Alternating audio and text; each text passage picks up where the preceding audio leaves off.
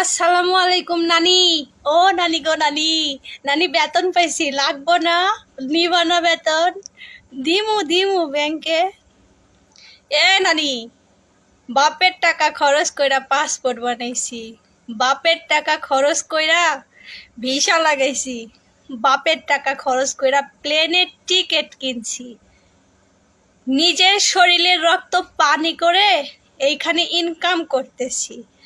আমার টাকা আমি ব্যাংকে পাঠাবো কি বিকাশে পাঠাবো কি হুন্ডিতে পাঠাবো সেটা আমার নিজের ব্যক্তিগত ব্যাপার।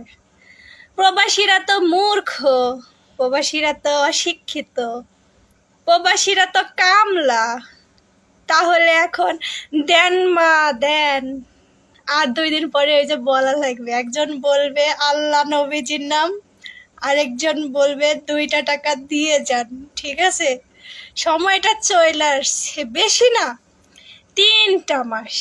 3টা মাস ধৈর্য ধরো, সব খেলা ছুটে যাবে। ঠিক আছে, প্রবাসীদের পাওয়ার আছে কি নাই সেটা দেখবা। আরে বাবা, আরেকটা কথা কি শুনলাম, এয়ারপোর্ট থেকে নাকি ঘোষণা দিছে যারা ব্যাংকের মাধ্যমে টাকা পাঠাবে না, বাংলাদেশে গেলে নাকি চেক করবে ব্যাংক স্টেটমেন্ট আছে কিনা।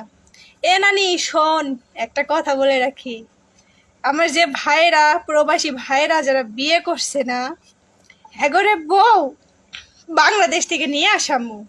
আর যারা এখনো ব্যাচেলার আছে না, এগরে কোনো ভাই ইন্ডিয়ান আছে, পাকিস্তান আছে, সুদানি আছে, অনেক ভালো ভালো কান্ট্রির মেয়ে আছে, বিয়ে কইরা এই প্রবাসে সেটেল হইয়া যা।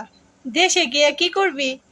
দেশে যাওয়ার দরকার নেই। দেশে গিয়ে মানুষের পাচাটার থেকে প্রবাসী, এখানে প্রবাসী অনেক মেয়ে আছে, এমনকি যে যে দেশেই আছে না কেন সেই দেশেরও অনেক মেয়ে আছে বাঙালিদের বিয়ে করার জন্য দাঁড়ায় থাকে। ঠিক আছে, ভাইদের বিয়ে দিমু, আর বোনদের যাদের বিয়ে হয়নি তাদের বিয়ে দিমু, যাদের বিয়ে হয়েছে তাকে জামাই নিয়ে আমু।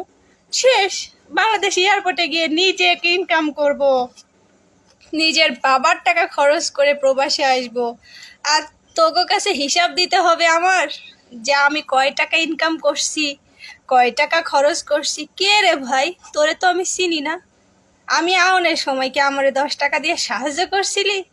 এখান থেকে যাওয়ার পরে তো তো বাংলাদেশের সোর্স শেষরা তো আবার কিছু খাইতে পারবো না, এটা তো বড় ঝামেলা। আমরা যদি প্রবাসীরা না যাই, প্রবাস থেকে রেমিটেন্স যদি না পাঠাই, সোর্স শেষরা খাইবো কি? হ্যাঁ, ভিক্ষার থালা হাতে নিয়ে তো রাস্তায় দাঁড়ানো লাগবো। তোমাকে কেউ ভিক্ষা দিব কিনা এটাও তো জানি না রে ভাই। চিন্তা করিস না, চিন্তা করিস না, ঠিক আছে? তোকে চিন্তা করার কোনো কারণ নেই, কারণ তোরা যা শুরু করছস না, আমরা মাত্র খেলা দেখানো শুরু করছি, এখনো গোডাউনে বহুত আছে, মাত্র তো টেইলার। ওয়েট কর, ওয়েট কর, ঠিক আছে? প্রবাসীদের ন্যায্য দাবি যদি না দিস না, তাহলে ওই 2 দিন পরে আল্লাহ নবীজির নাম 2টা টাকা খয়রাত কইরা যান, এই কথাটা বলায়া প্রত্যেকজনকে রাস্তায় নামানোর দায়িত্ব না হয় আমরা প্রবাসী নাই নিলাম।